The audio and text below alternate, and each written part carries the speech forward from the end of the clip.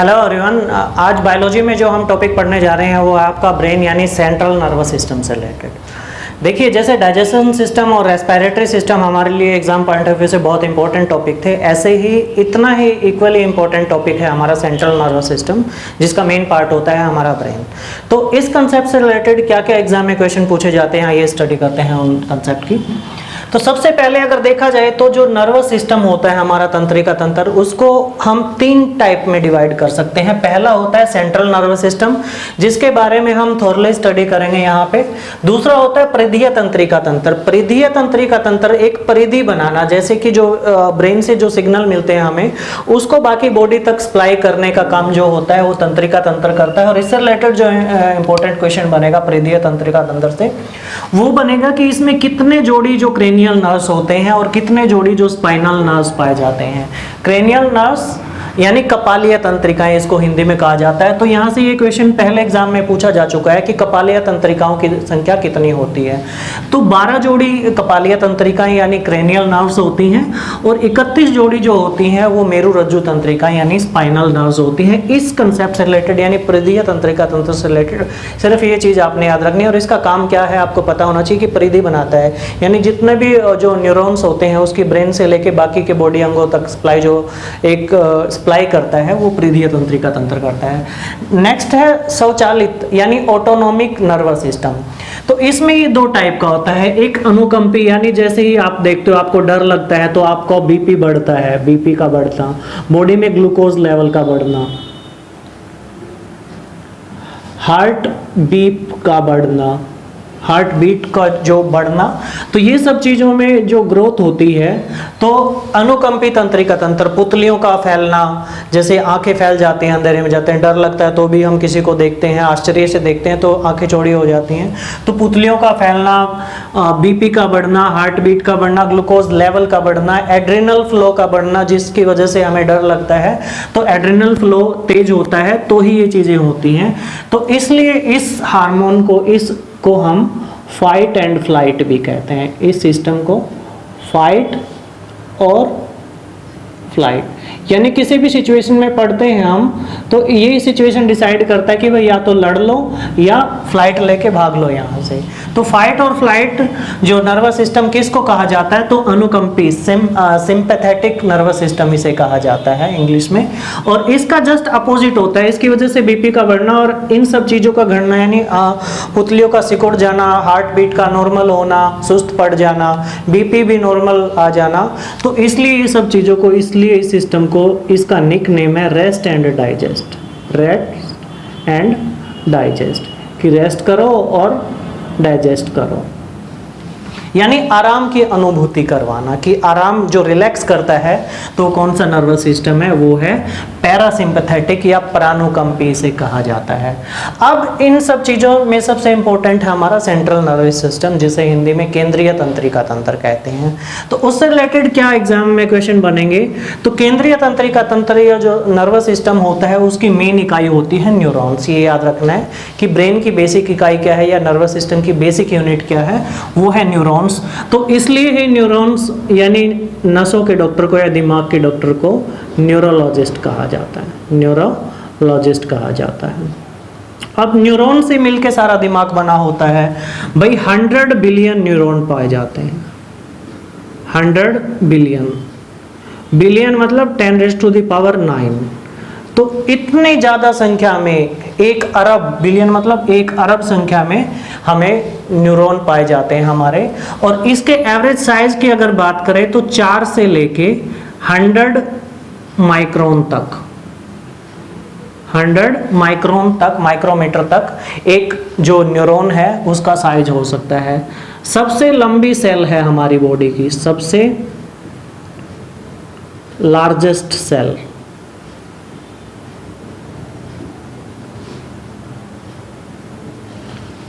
सबसे लंबी या लार्जेस्ट सेल है हमारी बॉडी में, तो कौन है, न्यूरॉन है, पाई जाती। ये आपने ध्यान रखना है। अब न्यूरॉन की अगर बात करें तो 3 तरह के होते हैं, ये 3 टाइप्स।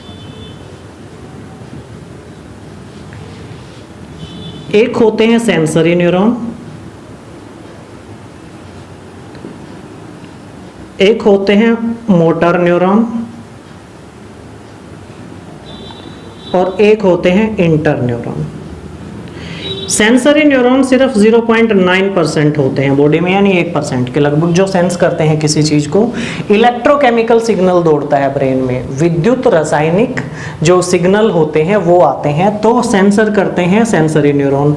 मोटर न्यूरॉन, जैसे मोटर गाड़ी में हम क्या करते हैं, ट्रैवल करता है, तो ये क्या करते हैं, मोटर न्यूरॉन यानी ट्रांसपोर्टेशन का काम करते हैं। ये लगभग 9% तक पाए जाते हैं। और सबसे ज़्यादा जो न्यूरॉन पाए जाते हैं जो सूचना देने के लिए जो जाल बिछा होता है पेरिफेरल नर्वस सिस्टम के थ्रू जो चलता है, वो होते हैं इंटर न्यूरॉन। तो सबसे ज़्यादा न्यूरॉन की संख्या किस प्रकार के न्यूरॉन हमारे शरीर में पाए जाते हैं, तो इंटर न्यूरॉन पाए जाते हैं। सेंसरी न्यूरॉन 1% के लगभग 0.9%, 9% मोटर न्यूरॉन और 90% जो पाए जाते हैं वो इंटर न्यूरॉन पाए जाते हैं। न्यूरॉन की अगर बेसिक संरचना की बात करें तो इस डायग्राम के थ्रू आप समझ सकते हैं न्यूरॉन को बहुत अच्छी तरह। देखिए एक न्यूरॉन क्या होता है, न्यूरॉन का एक न्यूक्लियस होता है, केंद्रक होता है। ये जो बॉडी होती है न्यूरॉन की मेन बॉडी, इसे कहा जाता है सोमा, SOMA, या सेल बॉडी भी कहा जाता है, या इसे फैक्ट्री ऑफ न्यूरॉन भी कहा जाता है। ये तीनों टर्म इसके बारे में याद रखनी है, सेल बॉडी या सोमा या फैक्ट्री ऑफ न्यूरॉन। जो न्यूरॉन का सबसे आउटर पार्ट होता है, जो ये छल्ले टाइप में, तार टाइप में आपको दिख रहे होंगे, तो डेंड्राइट है। ये क्वेश्चन दिल्ली पुलिस में, रेलवे में कई बार पूछा जा चुका है कि एक न्यूरॉन का जो सबसे आउटर पार्ट है उसे आप क्या कहोगे, तो उसे कहा जाता है डेंड्राइट।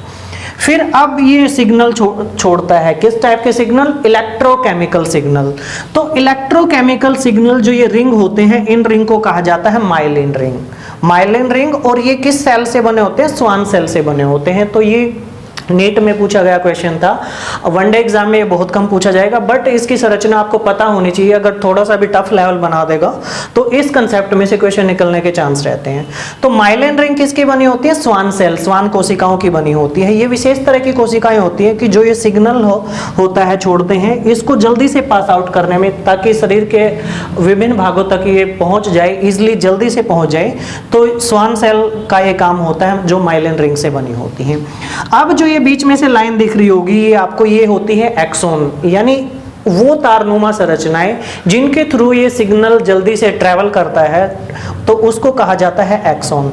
और जो ये बीच में से जहां पे माइलिन रिंग जुड़ी होती हैं, तो उस पार्ट को कहा जाता है नोड ऑफ रेनवायर। तो साइनेप्स के थ्रू साइनेप्स निकलते हैं, सिग्नल निकलते हैं, 1000 से लेकर 10,000 साइनेप्स हो सकते हैं एक एक्सोन में। तो यहाँ से ये जल्दी जल्दी ट्रैवल करता रहता है और फिर ये विभिन्न भागों तक शरीर के पहुँच जाता है। तो ये मेन जो तारनुमा संरचना दिख रही है, ये आपको न्यूरॉन है, इंपॉर्टेंट है संरचना के हिसाब से, अच्छे से समझना है इसको। अब न्यूरॉन के बारे में हमने स्टडी कर लिया है कि भाई दिमाग की बेसिक चीज होती है न्यूरॉन। तो ये तो थे न्यूरॉन से रिलेटेड। अब अगर हमारे ब्रेन को देखते हैं, हम स्टडी करते हैं, तो ब्रेन कैसा होता है। ये जो डायग्राम दिख रहा है आपको, ये ब्रेन है हमारा। तो ब्रेन का सबसे बड़ा भाग, जिसके 1 2 3 4, ये सबसे, ये फ्रंट ब्रेन होता है हमारा। इसके 4 भाग होते हैं, हर भाग का अलग रोल होता है। जैसे पहले भाग में सोचना, विचार विमर्श होना, इस भाग में क्या होता है, सुनना, इस भाग में क्या होता है, ठंडे गर्म का एहसास होना, इस भाग में क्या होता है, दृश्य या सीनरी से रिलेटेड याद रखना। ये हमारा छोटा दिमाग है जिसमें सेरेबेलम कहा जाता है, जिसमें सपने इकट्ठे होते हैं, याददाश्त इकट्ठे होते हैं। फिर ये अलग अलग चीजें हैं। मेडुला क्या करता है, खांसना छींकना उल्टी को कंट्रोल करता है। पोन्स जो ये हिस्सा होता है, ये हमारा रेस्पिरेशन यानी श्वसन को कंट्रोल करता है। फिर इसमें दो, जो अगले दिमाग का नीचे वाला भाग होता है, इसमें 2 मेन हिस्से, जिसे थैलमस और हाइपोथैलमस कहते हैं। ये जो दोनों, इनमें 2 विशेष तरह की ग्रंथियां पाई जाती हैं। पीनियल ग्रंथि होती है, जिसे तीसरी आंख, थर्ड आई भी कहा जाता है। शिव जी भगवान के माथे पे आपने देखी होगी, बिल्कुल सेंटर में होती है, तो यही तीसरी आंख, थर्ड आई से ही कहा जाता है। और एक होती है पीयूष ग्रंथि, जिसे पिट्यूटरी ग्लैंड कहते हैं, जो मेन हमारे जो जितने भी ज्यादातर हार्मोन्स हैं, उसमें से 13 तरह के हार्मोन को ये कंट्रोल करती है। तो पीयूष ग्रंथि यानी पिट्यूटरी ग्लैंड को मास्टर ग्रंथि भी कहा जाता है। तो इसी से रिलेटेड सिर्फ एक डायग्राम के थ्रू ये बहुत ईजी हो जाएगा, रट्टा नहीं मारना है आपने। मैंने पहले भी कहा था कि कोई भी चीज है हम बिल्कुल समझ के आसानी से करेंगे, ताकि वो हमें एक लंबे समय के याद रहे। तो इसी से रिलेटेड आइए कंसेप्ट को हम करते हैं। न्यूरॉन की संरचना आपने देख ली थी, तो इसको मैं एक बार रब कर देता हूं। तो सेंट्रल नर्वस सिस्टम को हम समझते हैं। देखिए सेंट्रल नर्वस सिस्टम यानी केंद्रीय तंत्रिका तंत्र के दो भाग होते हैं, एक हमारा ब्रेन जो मस्तिष्क होता है और एक हमारा स्पाइनल कॉर्ड जो मेरुरज्जु होता है। तो मेरुरज्जु से रिलेटेड कम क्वेश्चन बनते हैं, तो इसके बारे में हम सबसे पहले स्टडी करते हैं। तो 42 से 45 सेंटीमीटर इसकी लेंथ होती है और लगभग 2 सेंटीमीटर इसकी चौड़ाई होती है। इसका काम क्या होता है कि जो सिग्नल देता है, ब्रेन जो सिग्नल देता है, ये एक जाल बनाकर बाकी बॉडी पार्ट्स तक उनकी सप्लाई करता है सिग्नल की। और ये एक छड़ होती है, ये स्पाइनल कॉर्ड है, तो ये क्या करती है, ये ब्रेन को एक फिक्स पोजीशन में बनाए रखती है, फिक्स पोजीशन में बनाए रखती है हमारे ब्रेन को। तो ये 3 मेन काम हो गए। अब इसका एक काम और देखिए, फिक्स पोजीशन में बनाना, तो ये तो काम है ही है हमारे जो स्पाइनल कॉर्ड का। इसके बारे में अगर कोई पूछे तो ये 6 साल तक इसकी वृद्धि रुक जाती है, सिर्फ 6 साल तक ग्रोथ होती है इसकी। 6 साल तक ग्रोथ रुक जाती है, जितनी ग्रोथ होनी होती है वो रुक जाती है, 6 साल तक हो जाती है। 6 साल के बाद इसकी ग्रोथ रुक जाती है। तो स्पाइनल कॉर्ड से रिलेटेड ये कंसेप्ट काफ़ी हैं, इतने ये कंसेप्ट सारे आप इसकी लेंथ और ब्रेथ याद रखिएगा। सिग्नल जो देता है बॉडी पार्ट्स सप्लाई करने का मेन काम ये करता है, और फिक्स पोजीशन और एक ब्रेन को हमारे बनाए रखता है। 6 साल तक इसकी ग्रोथ रुक जाती है। अब ब्रेन की बात करते हैं, तो ब्रेन से रिलेटेड देखिए 1360 ग्राम वजन होता है हमारे ब्रेन का। फर्स्ट क्वेश्चन यहाँ से भी बन सकता है कि ब्रेन का जो क्वेश्चन होता, जो साइज होता है, वेट होता है, वो कितना होता है। 1360 ग्राम होता है। 2 साल तक हमारा ब्रेन, 2 साल तक जितना भी शेप लेना होता है, इसका लगभग 80% तक ये 2 साल तक शेप ले लेता है। और ऐसे ही 4 से 5 साल तक, 5 साल तक लगभग 100% ये शेप ले चुका होता है। उसके बाद हम क्या करते हैं, इसको नरिश करते हैं, इसकी जो कैपेबिलिटी होती है वो अपनी निखारते हैं। हम शार्प करते हैं ब्रेन को, निखारते हैं नॉलेज गेन के थ्रू, लर्निंग के थ्रू। बट जो साइज और आकार की बात करते हैं तो 5 साल तक लगभग ये पूरा आकार ले चुका होता है, और 2 साल तक 80% जो आकार होता है ये ले चुका होता है। किससे मिलके बना होता है, न्यूरॉन से मिलके बना होता है। अब ब्रेन को हम 3 भागों में बांटते हैं। एक होता है हमारा फोर ब्रेन, आगे वाला दिमाग, मिड ब्रेन जो बीच वाला दिमाग, और हाइंड ब्रेन यानी पीछे वाला दिमाग। तो फोर ब्रेन का जो साइंटिफिक नेम है वो है प्रोसेंसेफेलॉन।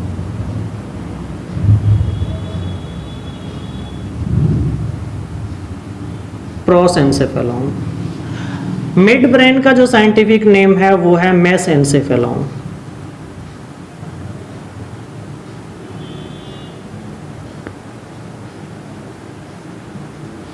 और हाइंड ब्रेन का जो साइंटिफिक नेम है वो है रोमेंसेफेलॉन।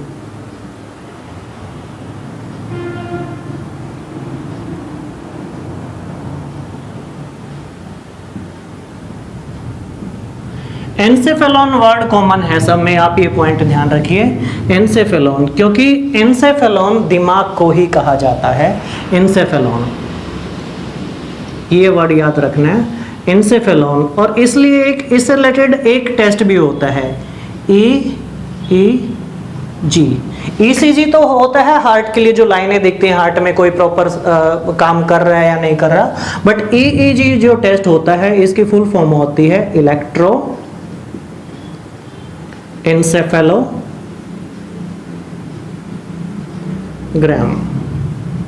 तो इलेक्ट्रोएन्सेफेलोग्राम, तो एन्सेफेलो वर्ड याद रखना है किसके लिए यूज होता है, ब्रेन के लिए।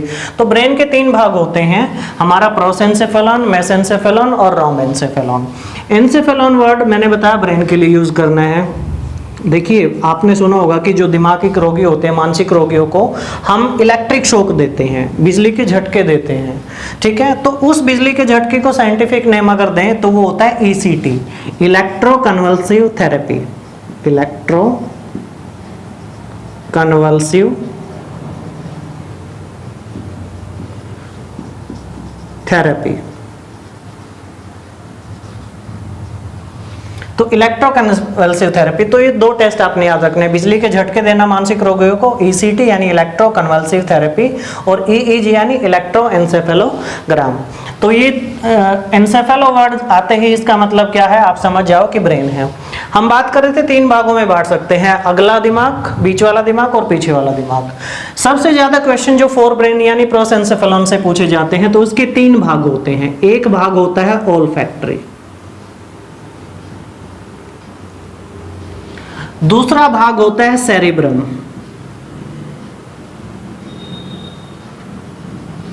और तीसरा जो भाग है वो है होता है डाइएन्सेफेलॉन।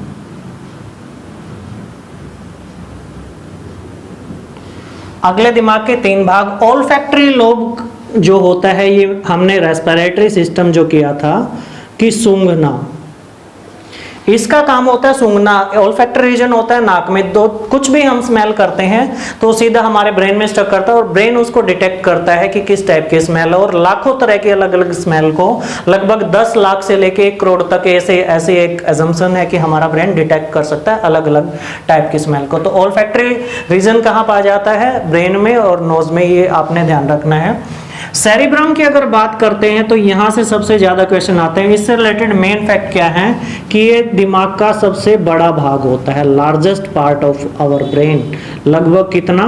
66%, 2/3 हिस्सा सेरिब्रम का होता है। सोचना, विचार करना, ये सारे काम जो करता है वो सेरिब्रम करता है। अब इसके 4 भाग पाए जाते हैं। सेरिब्रम के 4 भाग पाए जाते हैं। 2 जो अगले भाग होते हैं, देखिए ये जो हिस्सा आप 1 2 3 4 देख रहे हैं, ये है आपका सेरिब्रम। तो इसके जो सबसे अगले वाला भाग होता है उसे कहा जाता है फ्रंटल लोब। जो इसके ऊपर है, जो जस्ट कानों के ऊपर पाया जाता है, उसे कहा जाता है टेम्पोरल लोब। थर्ड पार्ट है ये, इसे कहा जाता है पैराइटल। और जो फोर्थ पार्ट होता है इसे कहा जाता है ओसिपिटल। ओसिपिटल। तो ये 4 भाग होते हैं, चारों का अपना अपना रोल होता है। विचार विमर्श आना, कैलकुलेशन करना किस पार्ट में होता है? वो होता है आपका सेरिब्रम, जो फ्रंट ब्रेन होता है इसके फ्रंटल लोब में, फ्रंटल हिस्से में। टेम्पोरल लोब में क्या होता है? सुनना। क्या कहा गया है? ये सुनना और सुनकर फिर समझना।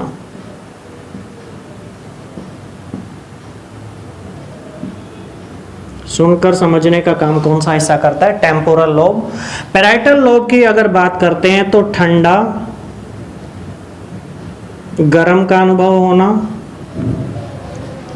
और स्पर्श का एहसास होना, कोई हमें छूता है तो ठंडे गरम का एहसास, स्पर्श का एहसास, कोई टच फील, तो ये सब किस में होता है? पैराइटल लोब में होता है। और ओसिपिटल, हम कभी शिमला घूमने गए हैं तो हमें पता चल जाता है कि यहाँ पे वो पहाड़ी थी, हमें पता चल जाता है यहाँ पे रिज है, हमें पता चल जाता है यहाँ पे चर्च था। तो यानी दृश्य और सीनरी, दृश्य और सीनरी, नक्शे जो होते हैं, उनको याद रखने का काम आपके दिमाग का कौन सा हिस्सा करता है? तो सेरिब्रम जो सबसे बड़ा हिस्सा होता है उसका ओसिपिटल लोब करता है। उस लोब मतलब हिस्सा। तो ये 4 हिस्से होते हैं, ये अलग अलग काम करते हैं इसका। अब एक बार सी-टेट के एग्जाम में या एच-टेट के एग्जाम में ये क्वेश्चन पूछा गया था कि ब्रोका एरिया क्या होता है। देखिए जो ये दिमाग होता है हमारा, फर्स्ट हिस्सा इसका, फ्रंटल लोब का पहला हिस्सा, यहाँ पे एक हिस्सा होता है जिसे ब्रोका एरिया कहते हैं, BROCA, ब्रोका एरिया। तो ब्रोका एरिया क्या करता है कि भाषा से संबंधित जो त्रुटियां होती हैं, गलतियां होती हैं, उन पे काम करने का जो दिमाग काम करता है, दिमाग का हिस्सा जो काम करता है, उसे कहा जाता है ब्रोका एरिया। तो लैंग्वेज से रिलेटेड जो करेक्टनेस होती है, सही भाषा का प्रयोग करना होता है, तो वो ब्रोका एरिया करता है। तो ये किस में होता है? ये सेरिब्रम के फ्रंटल लोब में होता है। तो ये पॉइंट भी आपने याद रखना है। तो सेरिब्रम से रिलेटेड ये चीजें आपने याद रखनी है। सबसे बड़ा हिस्सा होता है, 4 हिस्से होते हैं, अलग अलग हिस्से का अलग अलग काम होता है। अब डायेंसेफेलॉन की अगर बात करते हैं तो इसके मेन 2 पार्ट होते हैं। जो ऊपर वाला पार्ट होता है ये होता है थैलमस, और जो नीचे वाला पार्ट है, ये ग्रीन कलर के जो डॉट्स दिख रहे हैं आपको, ये होता है हाइपोथैलेमस।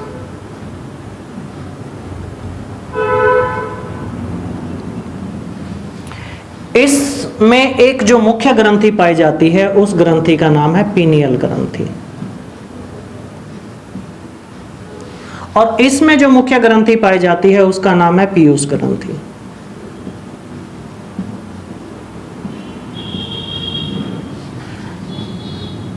पिट्यूटरी कहा जाता है इंग्लिश में। पिट्यूटरी ग्रंथि को मास्टर ग्रंथि कहा जाता है शरीर की। क्यों? क्योंकि ये 13 तरह के हार्मोन को हमारी जो बॉडी में निकलते हैं उनको ये डायरेक्टली या इनडायरेक्टली कंट्रोल करती है, तो इसलिए इस ग्रंथि को शरीर की मास्टर ग्रंथि कहा जाता है। इसके बारे में हम जो मेन सिस्टम है हमारा हार्मोन से रिलेटेड एंडोक्राइन सिस्टम, उसके बारे में भी डिटेल से पढ़ेंगे। पीनियल ग्रंथि को कहा जाता है थर्ड आई, तीसरी आंख। शिव जी भगवान की तीसरी आंख। क्यों? क्योंकि सेंटर में होती है बिल्कुल ये, तो थर्ड आई कहा जाता है इसका। दूसरा नाम है इसका बायोलॉजिकल क्लॉक।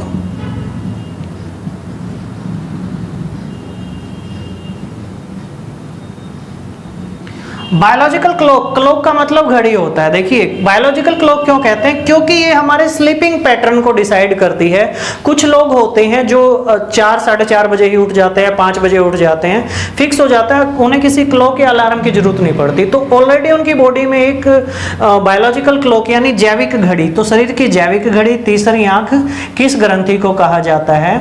वो पीनियल ग्रंथि को कहा जाता है। ये हमारा स्लीपिंग पैटर्न डिसाइड करती है, मेन काम ये होता है इसका। हाइपोथैलेमस जो ये हिस्सा होता है, देखिए बॉडी टेम्परेचर होता है 98.6 डिग्री फ़ारेनहाइट या 37 डिग्री सेल्सियस या 310 केल्विन। तो बॉडी टेम्परेचर को मेंटेन करने का काम शरीर का कौन सा हिस्सा करता है? तो हाइपोथैलेमस हिस्सा करता है। मेन काम होता है भूख प्यास पे कंट्रोल करना और बॉडी टेम्परेचर को मेंटेन करना, तो ये हाइपोथैलेमस का काम है। इसमें पिट्यूटरी ग्रंथि होती है और थैलेमस का काम है। शरीर के किस हिस्से को, सेंटर ब्रेन के किस हिस्से को सेंटर ऑफ पेन कहा जाता है? Centre of pain. तो इसका काम क्या होता है? बॉडी टेम्परेचर को, और सेंटर ऑफ पेन यानी पेन को कंट्रोल कौन करता है? तो थैलेमस हिस्सा करता है। इसमें पीनियल ग्रंथि पाई जाती है। तो ये पॉइंट आपने याद रखना है। सेंटर ऑफ पेन, हीट और कोल्ड, ये भी होता है। सेंटर ऑफ पेन, हीट और कोल्ड कौन सा हिस्सा होता है? तो थैलेमस हिस्सा होता है। ये पॉइंट आपने याद रखना है। अब जो सेरेब्रम है, इससे रिलेटेड कुछ कंसेप्ट और एग्जामिनर पूछ लेते हैं। देखिए सेरेब्रम, दिमाग को हम कहते हैं control centre of our body, हमारे शरीर का कंट्रोल सेंटर। मैं लिख रहा हूं बोर्ड पे, तो मेरा ब्रेन मेरे हैंड को आदेश दे रहा है कि भाई तुम लिखो, या मैं कुछ भी बोल रहा हूं तो वो सिग्नल न्यूरॉन्स के थ्रू मेरी जीभ तक आ रहे हैं, मेरे हाथ तक आ रहे हैं। इवन एक मच्छर बैठ जाता है, मैं उसको हटाता हूं, तो that is just because of brain is ordering my hand to remove that mosquitoes from my hand. तो कुछ भी छोटी सी छोटी एक्टिविटी मैं करता हूं तो इसका मतलब क्या होता है कि ब्रेन वैसा आदेश दे रहा है। तो कंट्रोल सेंटर कहते हैं ब्रेन को, हम क्या कहते हैं? Control centre. और कंट्रोल सेंटर में सबसे बड़ा हिस्सा कौन सा होता है? सेरिब्रम होता है। तो सेरिब्रम ये नाम कहां से आया? सेरिब्रो स्पाइनल, एक लिक्विड होता है जो ब्रेन को सुरक्षा आवरण देता है, उसे कहते हैं सेरिब्रो स्पाइनल द्रव। सेरिब्रो स्पाइनल द्रव। तो ये वो द्रव होता है, जो हमारे ब्रेन के चारों ओर इसे नम भी बनाए रखता है, इसकी सुरक्षा परत भी करता है। तो पहली सुरक्षा परत देता है सेरिब्रोस्पाइनल द्रव, और इसी के नाम पे दिमाग का जो सबसे बड़ा भाग है उसे हम सेरिब्रम कहते हैं। दो चीजें याद रखनी है यहाँ पे, सेरिब्रम सबसे बड़ा भाग है, और ये चीज आप देख रहे हो ये है सेरिबेलम, जिसे छोटा दिमाग कहते हैं। ठीक है, दूसरा बड़ा हिस्सा होता है सेरिब्रम के बाद। तो ये इन वर्ड में कंफ्यूज नहीं होता, ये सेरिब्रम है, ये सेरिबेलम है। तो सेरिब्रम पहली सुरक्षा देता है। दूसरी सुरक्षा देता है मेनिंजिस आवरण। मेनिंजिस का आवरण होता है, मेनिंजिस की परत होती है, इसकी 3 परतें पाई जाती है, ड्यूरामेटर, आर्कनाइड और पायामेटर। तो मेनिंजिस आवरण क्या होता है कि सेरिब्रोस्पाइनल के बाद जो दूसरी परत बनी होती है इससे सेरिब्रोस्पाइनल द्रव के ऊपर, वो होती है मेनिंजिस की। तो ये 3 चीजों से मिलकर बनता है। जब एक वायरस आता है तो दिमागी बुखार हो जाता है, तो इसी आवरण में सूजन आ जाती है, उसी के कारण दिमागी बुखार होता है। और तीसरी सुरक्षा देता है वो होता है ब्रेन बॉक्स। तो ब्रेन बॉक्स में कितनी हड्डियां होती हैं? 8 हड्डियों का बना एक ढांचा होता है जो दिमाग के चारों ओर होता है कि चोट लग जाए तो पहले हड्डियों को नुकसान हो जाए, डायरेक्टली ब्रेन को नुकसान ना हो। और ब्रेन में देखिए, आप ब्रेन की फिगर देखोगे ना तो कुछ उभार मिलेंगे आपको, बिल्कुल जाल से बने होंगे। तो वो उभार होते हैं गायरस और सल्कस के होते हैं, गायरस एंड सल्कस। तो गायरस और सल्कस क्या होते हैं? जो ऊपर नीचे उबड़ खाबड़ हिस्सा जो ब्रेन का होता है, ये वाले हिस्से, तो उनको गायरस और सल्कस कहा जाता है। ये ब्रेन डेवलपमेंट के, ब्रेन की वृद्धि के लिए बहुत जरूरी होते हैं, शार्पनेस के लिए बहुत जरूरी होते हैं। तो सेरेब्रम से रिलेटेड ये सारे कंसेप्ट हो रहे हैं, आपने याद रखने हैं। तो उम्मीद करता हूँ कि जो फ्रंट पार्ट है हमारा, फ्रंट ब्रेन का, उसके सारे कंसेप्ट आपको अच्छे से क्लियर हो गए होंगे। अब चलते हैं हमारा जो मिडल पार्ट है ब्रेन का, उसमें कौन से 2 चीजें 3 चीजें इंपॉर्टेंट होती हैं वो आपने पढ़नी है। तो ये आपने याद रखना, सेरेब्रम ये तीसरा हिस्सा था, ये था डायनसेफेलॉन।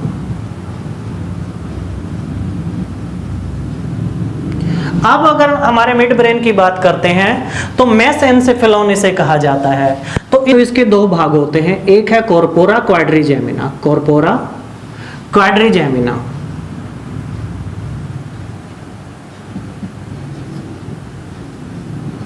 कॉर्पोरा क्वाड्रिजेमिना, इसका काम होता है हियरिंग एंड आई साइट का काम, हियरिंग एंड आई साइट को कंट्रोल करना। हियरिंग एंड आई साइट, सुनने और देखने को कंट्रोल करने का काम कौन सा हिस्सा करता है? कॉर्पोरा क्वाड्रिजेमिना करता है। और दूसरा जो हिस्सा होता है वो होता है पेंड्यून्सल्स, पेंड्यून्सल्स। तो ये क्या करता है? ये जो हमारा सेरेब्रम कॉर्टेक्स होता है, जो सबसे बड़ा भाग होता है, सेरेब्रम कॉर्टेक्स,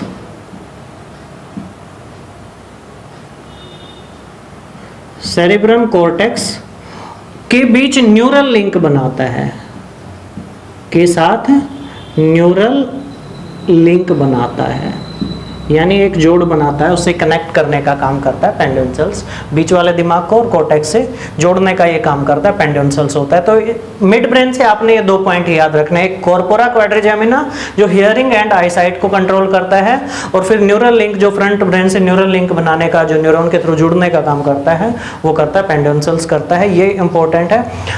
अब अगर हाइंड ब्रेन की बात करते हैं, पिछले दिमाग की बात करते हैं, तो इसके 2 भाग होते हैं, सेरिबेलम, सेरिबेलम और ब्रेन स्टेम, ब्रेन स्टेम। अब ये जो भाग दिख रहे हैं, ये फूल सा है एक इसमें पीछे वाले दिमाग में। तो सेरिबेलम ये छोटा दिमाग कहा जाता है, इसे छोटा दिमाग या स्मॉल सेरिब्रम भी कहा जाता है, स्मॉल सेरिब्रम। और सेकंड लार्जेस्ट पार्ट होता है हमारे ब्रेन का, ये सेकंड लार्जेस्ट। इसका जो फंक्शन होता है वो बहुत इंपॉर्टेंट है, शरीर को संतुलन बनाने का काम। कोई भी आदमी सीधा खड़ा होता है तो शरीर के संतुलन बनाने का काम करता है। और याददाश्त और सपने किस दिमाग में इकट्ठे होते हैं? तो वो हमारे सेरिबेलम में इकट्ठे होते हैं, याददाश्त और जो सपनों को स्टोरेज का काम करता है। तो इसलिए कहते हैं कि अगर पीछे से कोई चोट मार दे हमें या पीछे गिर जाए तो याददाश्त जाने का खतरा होता है, ये बिल्कुल लास्ट में होता है हमारे। तो सेरिबेलम सेकंड लार्जेस्ट पार्ट है, छोटा दिमाग कहा जाता है, संतुलन याददाश्त बनाने का काम करता है। मेटेनसेफेलॉन भी कहा जाता है, मेटेनसेफेलॉन। तो मेटेनसेफेलॉन दिमाग के किस भाग को कहा जाता है? तो वो भी आपका सेरिबेलम है। इससे रिलेटेड ये 4 चीजें आपने याद रखनी है। ब्रेन स्टेम की अगर बात करते हैं तो ये 2 होते हैं, एक होता है पोन्स और एक होता है मेडुला। जो ये हिस्सा दिख रहा है आपको, ये है पोन्स और ये हिस्सा है मेडुला। तो ये ब्रेन स्टेम यानी स्तंभ कोशिकाएं होती हैं ब्रेन की। तो इनका भी, इसका काम होता है श्वसन को कंट्रोल करना, रेस्पिरेशन को कंट्रोल करना। यहाँ से डायरेक्ट क्वेश्चन आता है कि रेस्पिरेशन को दिमाग का कौन सा हिस्सा कंट्रोल करता है? तो पोन्स वोरलाई पूरा नाम होता है, पोन्स वोरलाई। तो पोन्स से याद रख सकते हैं। तो पोन्स वोरलाई क्या करता है? श्वसन को, रेस्पिरेशन को कंट्रोल करने का काम करता है। और मेडुला जो पार्ट होता है, खांसना, छींकना, उल्टी करना, खांसना, छींकना, उल्टी करना। पूरा नाम है इसका मेडुला ऑब्लोंगाटा। Medulla oblongata. तो मेडुला ऑब्लोंगाटा क्या करता है? खांसने को, छींकने को और उल्टी करने को, कफिंग, स्नीजिंग एंड वोमिटिंग को कंट्रोल करने का काम जो करता है वो मेडुला करता है। तो ये हमारा ब्रेन से रिलेटेड सारे कंसेप्ट मैं आपको बता चुका हूँ।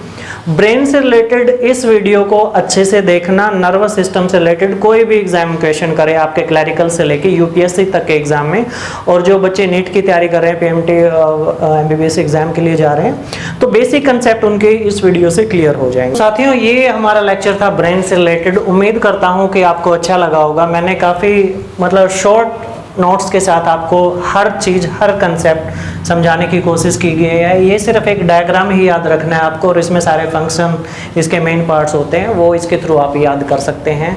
अगेन मैं कहता हूँ कि रट्टा नहीं मारना है किसी भी चीज़ पे, अच्छे से समझ के करना है। कुछ चीज़ समझ नहीं आती है, अभी तक की लगभग 20 वीडियो के लगभग हमारी हो जाएंगी बायोलॉजी से रिलेटेड। तो कुछ भी आपका किसी भी टॉपिक से रिलेटेड कोई डाउट है तो कमेंट बॉक्स में आप कमेंट कर सकते हैं। आपको लगता है कि हाँ, कुछ अच्छा स्टडी मटेरियल मैं आप लोगों को प्रोवाइड करवा पा रहा हूँ, उतना कैपेबल हूँ मैं कि आप लोग एक थोड़ी सी हेल्प कर सकूँ आपको लर्निंग में, आपकी नॉलेज बढ़ाने में, तो आप से ये रिक्वेस्ट फिर जरूर रहेगी कि आप इसको फॉरवर्ड करें, सब्सक्राइब करें और लाइक करने के लिए अपने मैक्सिमम फ्रेंड्स को कहिए। तो उम्मीद करता हूँ कि you would like today's session and enjoyed it. हाँ, एक रिक्वेस्ट जरूर करूँगा कि घर पे रहिए, सुरक्षित रहिए और सीखते रहिए। Thank you very much. Have a great day.